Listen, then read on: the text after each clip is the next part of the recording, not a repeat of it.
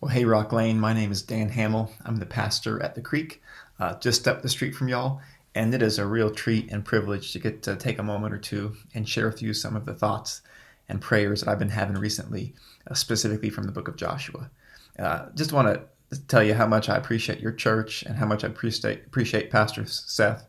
He's such a good friend and truly a wonderful, godly man. I just so encouraged by the leader that y'all have and the great things that God has been doing in your church.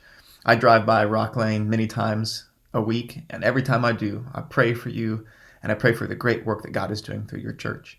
Recently, I've been studying through the book of Joshua, and in chapter 1, God tells Joshua that he is finally going to fulfill the promise that has been made for centuries to give the Israelites the land of Canaan.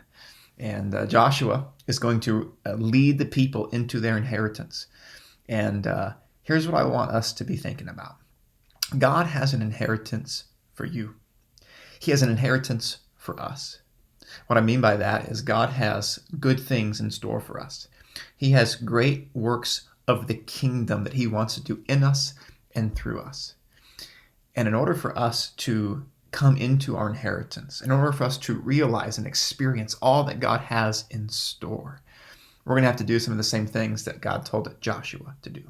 When you look at the first 8 or 9 verses in Joshua chapter 1, after promising to give the Israelites the land, God says, "My presence is going to go with you.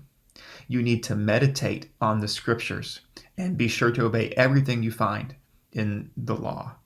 And then he says, on 4 occasions, be strong and courageous. So I want to talk about each of those things again, real briefly. First, we need to focus on the presence of God.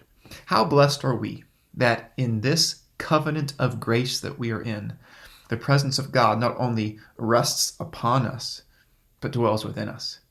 Jesus said that he would send the Holy Spirit, and the Holy Spirit would be with us forever and would guide us into all truth.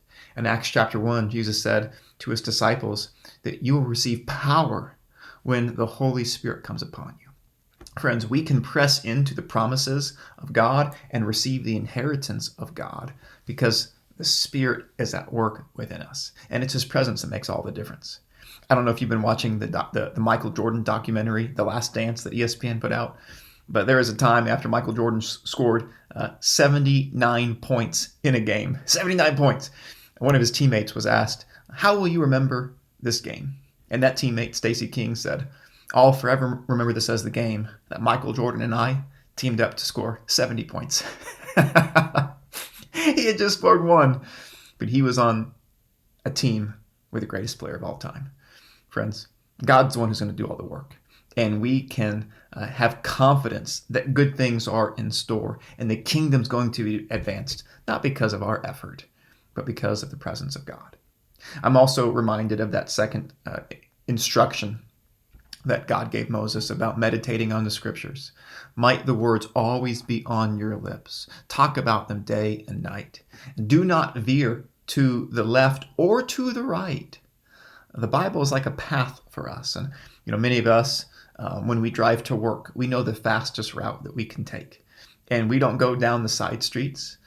We don't stop in at 7-Eleven and then go to Kroger and then go to McDonald's, and we don't run our errands. We go right to work so we get there on time. The scriptures are a path for us, and it's so easy for us to get distracted and focus on this and focus on that, when in reality, God has shown us through his word the life that he's calling us to live, the mission that he's called us to carry out. And we need to be laser focused on the word as our guide. The last thing that God tells Joshua is to be strong and courageous. And again, he tells him that many times. And we need courage, not because of what we can do in ourselves, but because of who God is. Just yesterday, I took Hudson, my 17-month-old son, to a neighbor's pool. And what I love about my son is his like illogical and unreasonable courage.